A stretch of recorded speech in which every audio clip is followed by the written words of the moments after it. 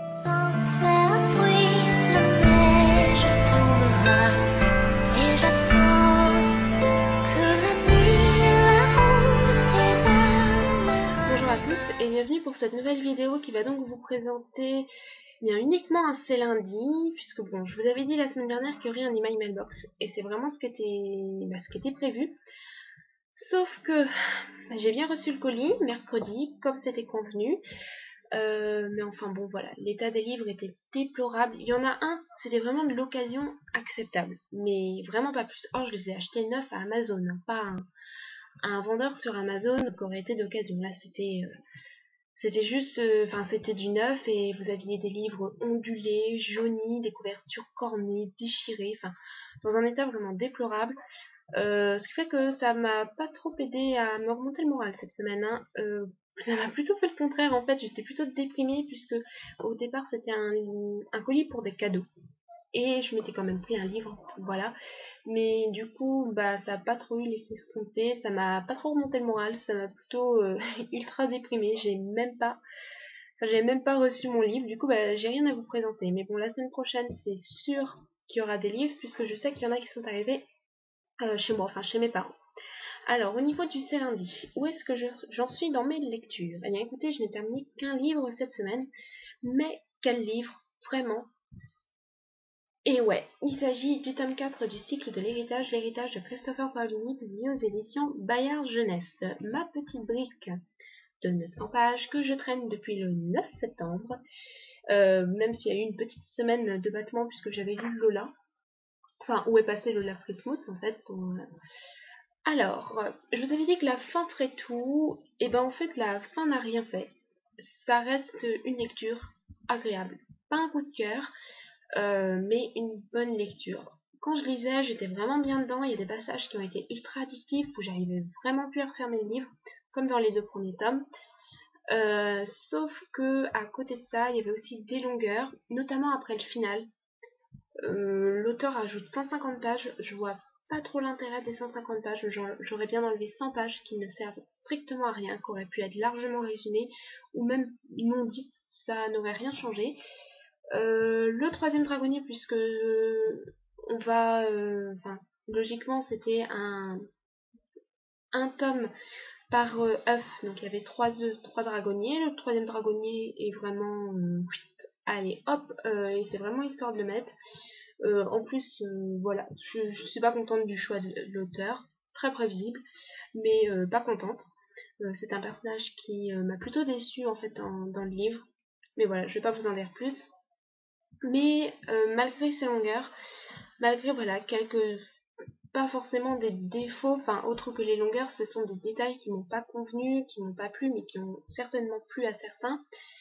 J'ai bien aimé, mais voilà, c'est pas un coup de cœur comme j'aurais voulu, même si voilà il y a des passages qui me disaient où je me disais oh, ça va être un coup de cœur et tout ça, et puis en fait bah non, à chaque fois ça retombait. Et puis aussi la fin, ce qui m'a un petit peu dérangé, c'est que c'est un grand déjà-vu de Tolkien. Donc je sais que Christopher Paolini idéalise, non, enfin Tolkien, voilà, c'est son maître, j'ai envie de dire.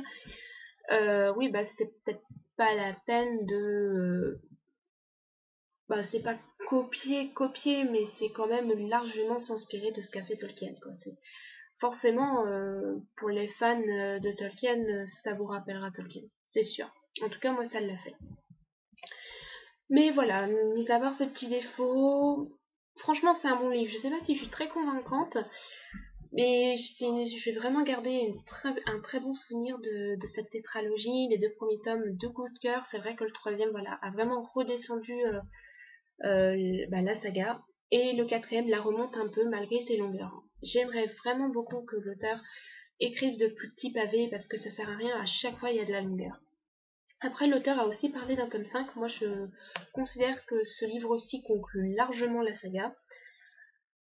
Je sais pas, il a parlé d'un tome 5, puis après il a parlé d'un nouveau cycle, puis après il a parlé d'un préquel, peut-être sur Angela. Donc, ouais, moi ça m'intéresserait bien, quoi. Un préquel sur Angela, c'est vraiment un personnage dont on n'aura absolument aucune réponse, mais le mystère va vraiment s'intensifier autour. Mais voilà, sur Angela, ouais, à condition qu'il fasse pas 900 pages. je pense pas qu'il y ait matière à faire 900 pages sur la vie d'Angela quand même. 500 et encore. Mais voilà, donc on verra ce que l'auteur nous réserve pour la suite. Mais en tout cas, moi je considère que la saga est terminée et qu'elle se conclut bien malgré voilà, quelques défauts. Donc je l'ai enfin terminée. Ensuite, je ne l'ai pas lu mais j'abandonne Birthmark. Pourquoi simplement j'avais dit que je le reprenais à la fin d'Eragon puisque je suis en retard, il faut que je rentre à ma bibliothèque. Sauf que j'ai vraiment pas envie de le reprendre. Du coup je me suis dit bah voilà Frelf, tu le fermes et tu le reprendras en mai. Je pense que je ne vais pas le reprendre avant mai. J'ai pas envie forcément de dystopie en ce moment. J'ai lu le premier tome au mois d'août, donc je lisais le tome de très rapproché. Et c'est vraiment pas non plus une saga transcendante, quoi. C'est sympathique, mais ça se lit. C'est pas ultra prenant, c'est pas plein d'action, beaucoup de suspense. Ça se lit, quoi.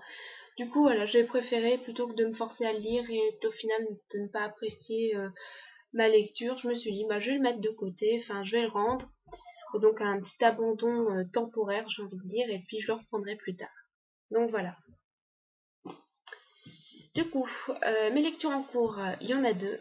La première, il s'agit de La Crypte des sorciers d'Evelyn Brisopellen, publiée aux éditions Micmac, donc que j'ai commencé en lisant Harry Potter. Non, en lisant Eragon, pardon. Donc pour le moment, j'ai lu 40 pages, ça se lit tranquille. C'est vraiment sympa. C'est de la jeunesse, mais c'est vraiment sympa. Les personnages sont attachants et j'ai vraiment plaisir à lire ce livre. Je vais voir ce que me réserve la suite. Pas sûr que ce soit un coup de cœur quand même parce que c'est vraiment très simple, mais ça peut vraiment être une très bonne lecture. Et mon deuxième livre, il s'agit de Miss Peregrine et des enfants particuliers de Ransom Rice, publié aux éditions Bayard. Donc un livre qui m'intrigue énormément, enfin que j'ai commencé, hein. J'ai lu 80 pages pour le moment, et j'avoue que je suis toujours aussi intriguée. Pour le moment, il y a vraiment une dose de mystère, je vois vraiment pas où l'auteur va nous emmener. Il peut vraiment tout se passer, j'ai plein de questions, il y a toujours ces images un petit peu bizarres. Vous voyez là, pendant tout le livre, vous allez avoir des petites photos comme ça, ce qui fait que le livre est juste magnifique. Les photos sont hyper intrigantes, vous vous dites, bah c'est bizarre quoi. Il y en a qui disent que ce livre leur fait peur, parce que voilà, c'est un petit peu inquiétant, et moi c'est vrai que ça me fait pas du tout peur, ça m'intrigue vraiment. Je sais pas du tout à quoi m'attendre, j'ai juste lu le petit truc là, j'ai pas lu le résumé qu'il y a à l'intérieur en fait. Et voilà, vous savez, voilà, comme vous pouvez le voir, franchement le livre est super beau, la couverture et le design à l'intérieur, c'est vraiment super beau. Ça se lit très vite, mais du coup j'ai pas lu le résumé, je me suis dit comme ça je m'attendrai absolument à rien et je ne pourrais être que surprise. Donc pour le moment je l'ai commencé, ça se lit vraiment tout seul, c'est très addictif. J'ai bien envie de me replonger dans ma lecture là, mais voilà. Donc Miss Peregrine, les enfants particuliers, je pense qu'en une semaine il sera terminé. En plus je lis en lecture commune pour le 17 avec Yukari, mais je ne sais pas si Yukari a récupéré sa connexion internet. Mais ce que je sais, c'est que moi, je ne serai pas à l'heure pour le 17. Voilà. Et du coup, je sais pas si j'aurai le temps de lire autre chose que les deux livres que je viens de vous présenter, mais au cas où, je vais vous en présenter deux que je lirai sûrement en parallèle. Notamment un, en fait, il s'agit du manuscrit des éditions Les Nouveaux Auteurs. Je pense que je vais le lire en parallèle de La Crypte des sorciers, parce que je pense que je me consacrer à Miss Peregrine. Vu comment c'est parti, j'ai vraiment envie de connaître la suite de Miss Peregrine. Envie de connaître le fin mot de l'histoire parce que c'est très... Enfin, je suis qu'à 80 pages pour le moment, mais j'ai envie de comprendre. Pour le moment, je ne comprends rien dans le sens où on voit pas du tout où l'auteur va nous emmener et c'est vrai que ça m'intrigue beaucoup. Donc, je pense que le manuscrit, je le lirai quand j'aurai terminé Miss Peregrine. Surtout que ça va aussi parler de la Deuxième Guerre mondiale. Normalement, mais j'ai pas le droit de vous en dire plus. Et je sais pas si j'aurai le temps de le commencer cette semaine, mais voilà, j'ai prévu de lire après le tome 1 de Damnée de Lorraine Kate, publié aux éditions Bayard Jeunesse. Donc, qui me tente depuis très longtemps. J'ai découvert qu'une des bibliothèques où je suis inscrite l'avait. Je me suis précipitée dessus. Il est en retard encore, mais je pense qu'il se lit assez rapidement. Il y a pas mal de pages, mais Voilà, c'est écrit quand même relativement gros et assez espacé. Donc voilà, je pense que j'aurai peut-être le temps de le commencer cette semaine et encore. Bah voilà pour ma vidéo du dimanche.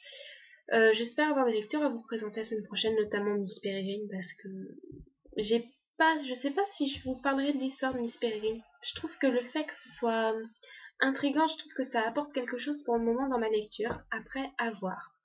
Donc je vous fais tous de gros bisous et on se retrouve la semaine prochaine avec un IMM normalement et un C'est lundi que lisez-vous. Voilà, bisous bisous.